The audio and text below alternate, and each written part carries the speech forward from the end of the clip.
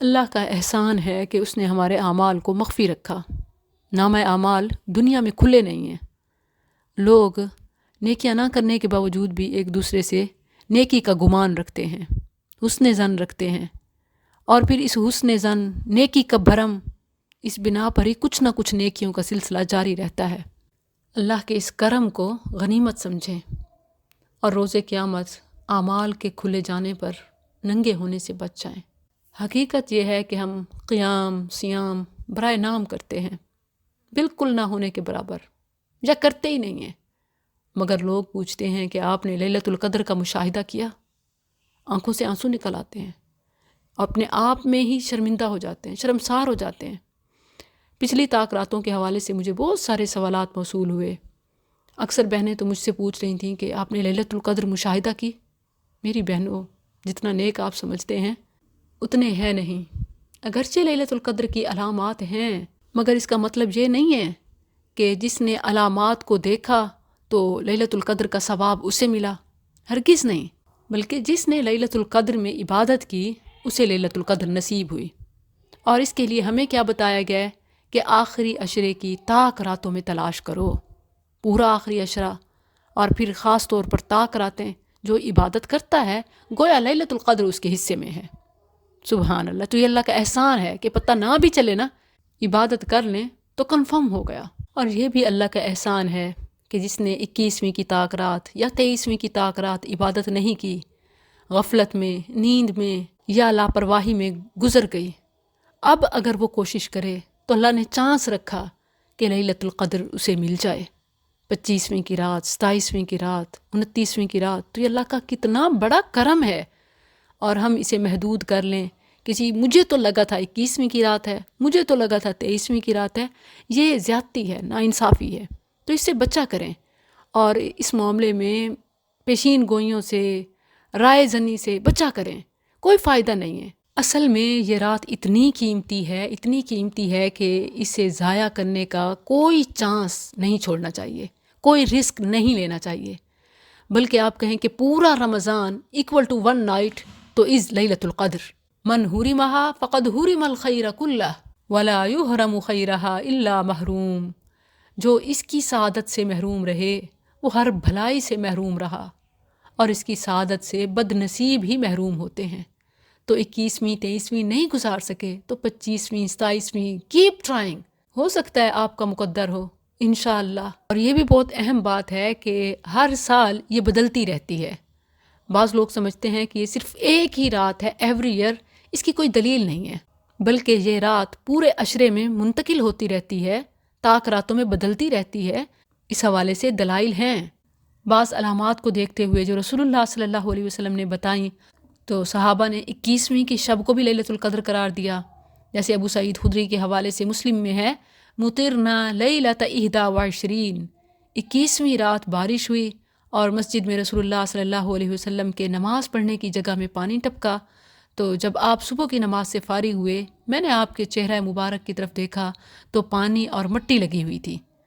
تو یہ ایک علامت ہے کہ اس میں اس طرح کی نمی اور ہلکی پھلکی بارش اور خوشگوار ہوا۔ تو اس علامت کی بنیاد پر صحابہ نے 21ویں کی رات کو لیلۃ القدر قرار دیا۔ اسی طرح مسلم ہی کے حوالے سے رسول اللہ صلی اللہ علیہ وسلم کے دور مبارک میں لیلۃ القدر 23ویں شب کو بھی آئی۔ فَمُطِرْنَا لَيْلَةَ 23 فَصَلَّى بِنَا رسول اللہ صلی اللہ علیہ وسلم فَانْصَرَفَ وَإِنَّ أَثَرَ الْمَاءِ وَالطِّينِ عَلَى جَبْهَتِهِ وَأَنِفِهِ۔ 23ویں رات بارش ہوئی تو رسول اللہ صلی اللہ علیہ وسلم نے ہمیں نماز پڑھائی۔ آپ نماز سے فارغ ہوئے تو آپ کی پیشانی اور ناک پر پانی اور مٹی کے نشان تھے۔ اسی طرح مسلم ہی کے حوالے سے رسول اللہ صلی اللہ علیہ وسلم کے دور مبارک میں لیلۃ القدر 27ویں شب کو بھی آئی۔ اس حوالے سے مسلم میں 2 احادیث ہیں۔ صحابہ کرام کو خواب میں لیلۃ القدر 27ویں شب کو دکھائی گئی، اور ایک شخص نے لیلۃ القدر 27ویں رات کو دیکھی۔ یعنی ہر سال جس طاق رات میں یہ علامات پائی جائیں تو اس کے بارے میں گمان کیا جا سکتا ہے، مگر یہ محض گمان ہے۔ دیکھیں، اللہ کے نبی سے بھی مخفی رکھا گیا، چھپا لیا گیا، تو پھر ہم کون ہوتے ہیں کہ پیشین گوئیوں سے حتمی اعلان کرنے والے؟ جہاں تک علامات کی بات ہے تو مسلم میں ہی اس کی علامات ہیں۔ رسول اللہ صلی اللہ علیہ وسلم کے فرامین کہ اس رات کے بعد ہونے والی صبح کو جو سورج نکلتا ہے اس کی شعاعیں ہلکی ہوتی ہیں، جیسے دھوپ میں شدت نہیں ہوتی، اور موسم ٹھنڈا خوشگوار ہوتا ہے۔ اور نہ صرف اگلے دن بلکہ اس رات کے حوالے سے ہے کہ چاند بہت نمایاں، جیسے بڑے تھال کا کنارہ، اور موسم ٹھنڈا میٹھا، نہ زیادہ سردی نہ گرمی، اور پرامن رات، آسمان روشن صاف۔ تو بات یہ ہے کہ مختلف علامات ویسے بھی کامن ہوتی ہیں۔ اب جیسے کہ ویدر ایشو ہے، مختلف شہروں کا مختلف ہوتا ہے۔ مثال کے طور پر اگر کوئی ایک ہاؤسنگ سوسائٹی میں رہ رہا ہے، وہ کہ مجھے بہت اس رات امن خوشگوار ماحول ملا۔ اب دوسرا ایک جو بازار کے قریب رہ رہا ہے، وہ کہ نہیں بہت افراتفری تھی۔ اسی طرح کوئی کہے کہ ملتان میں بادل چھائے رہے، تاک رات تھی، لاہور والے کہیں نہیں یہ بڑی حبس تھی۔ تو اس لحاظ سے یہ علامات کامن بھی ہیں، یعنی مختلف راتوں میں ملتی جلتی علامات ہوتی ہیں، تو حتمی بات نہیں کہی جا سکتی۔ البتہ عبادت ہی حتمی بات ہے۔ ان تاک راتوں میں عبادت کیجیے اور رب سے حتمی اجر کی امید رکھیے۔ ایک اور سوال آیا ہے کہ جس نے رمضان کے روزے نہیں رکھے، کیا اس پر بھی فطرانہ ہے؟ کیونکہ فطرانے کا تو یہ مقصد بتایا گیا کہ یہ رمضان میں جو کمی کوتاہی روزوں کے حوالے سے، عبادات کے حوالے سے ہوئی، تو یہ اس کا کفارہ بن جاتا ہے۔ یاد رہے کہ فطرانے کا یہ ایک پرپز ہے، ایک مقصد ہے، طہرۃ للصائم، روزے دار کے لیے تزکیہ، طہارت کا سبب بنتا ہے۔ اور دوسرا مقصد بھی بتایا گیا ہے، وطعمۃ للمساکین، مساکین کا کھانا۔ تو اگر کسی نے روزے نہیں بھی رکھے، اپنا تزکیہ نہیں بھی کیا، تو مساکین کا کھانا تو بنتا ہے۔ اور پھر یہ نبی صلی اللہ علیہ وسلم نے تمام پر فرض کیا۔ فطرانہ کی فرضیت قرآن و حدیث سے ثابت ہے۔ سورۃ الاعلیٰ میں ہے قد افلح من تزکا۔ اس تزکا کا رسول اللہ صلی اللہ علیہ وسلم سے پوچھا گیا، تو آپ نے فرمایا یہ صدقۃ الفطر، زکوٰۃ الفطر کے بارے میں ہے۔ اسی لیے فطرانہ تمام اہل ایمان پر فرض ہے۔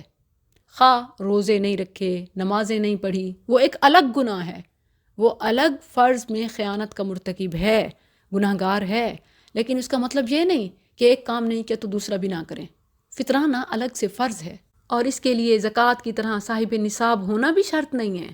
وہ زکوٰۃ کے لیے نصاب شرط ہے، فطرانے کے لیے عید سے 1-2 دن پہلے آپ کے پاس اتنا کھانا ہوتا ہے کہ کھا لیں اور بچ جائے، تو بس مساکین کی عید کا کھانا ان کو دینا فرض ہے۔ اسی لیے دیکھیں تو رسول اللہ صلی اللہ علیہ وسلم اور آپ کے صحابہ تمام اناج کی صورت میں ہی فطرانہ دیا کرتے تھے۔ ہاں یہ الگ بات ہے کہ اسلام کی وسعت کو سامنے رکھتے ہوئے پھر نقدی کی صورت میں بھی اہل علم نے اس کو جائز رکھا، لیکن افضلیت اناج کی شکل میں ہی ہے، تاکہ آٹا، گندم، چاول، خوراک، اناج فوری مساکین کے گھر کی دہلیز تک پہنچے۔